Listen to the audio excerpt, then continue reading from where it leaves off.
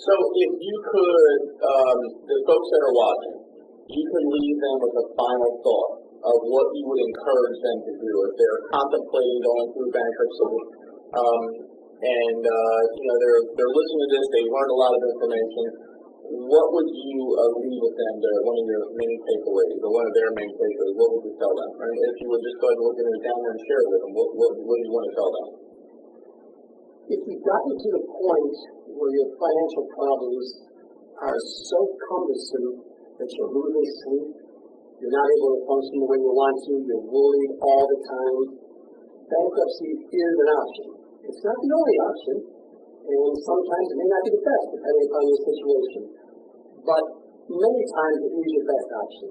As I said earlier, nobody anticipates or aspires to file, but it's nothing to be ashamed of. There's no longer the stigma there used to be. And some of the options available in bankruptcy, like getting rid of your second mortgage or paying on a car what it's worth rather than what you owe on it, these are some very, very significant available remedies in a bankruptcy. So sometimes it's just a very, very effective financial planning tool. If you've got car payment, it's unhandleable because you have a balance that's unhandleable because you traded the vehicle on it to have negative equity, and now you have a car that's owed $20,000 that's worth $9,000. Then we can sometimes, not all the times, reduce your payment based on a $9,000 balance. Well, we can pretty much always reduce your interest rate to what it is, pursuant to your contract, down to 5.25. That's right now based on prime. So bankruptcy is not something to shy away from. It's something to investigate.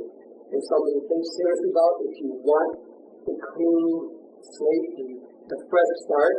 And again, I emphasize, as Jim and I discussed, you've got to find somebody who does bankruptcy regularly.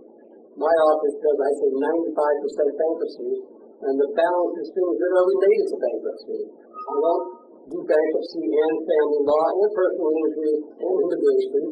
I focus my office's attention on bankruptcy. I've become very proficient on it over the years. And whether it's in my office or another office, you don't want somebody who has just picked up the bankruptcy ball and started to run with it, because when they're mine, now's the time to do that. And that's about it. No, absolutely. I think you did a great job. And for more information on Richard Gilbert's service, below this video, there's a form you can fill out. Give us an idea, J. Robbins University, an idea of what's happening with you. We might suggest to go talk to this professional or that professional, but if we feel that a bankruptcy might be the route, or you want to speak to Richard Gilbert, fill out the form below, and we'll have someone from Richard's office get back to you. In the meantime, continue to go through jrobinsuniversity.com. If you haven't viewed the other courses, a lot of them are tied to each other, helping people in distressed real estate and credit. And I guess that's it for right now. I want to thank you, Richard Gilbert, for being here today. Another course, absolutely, and it looks sharp with the tie and everything, right? There you go.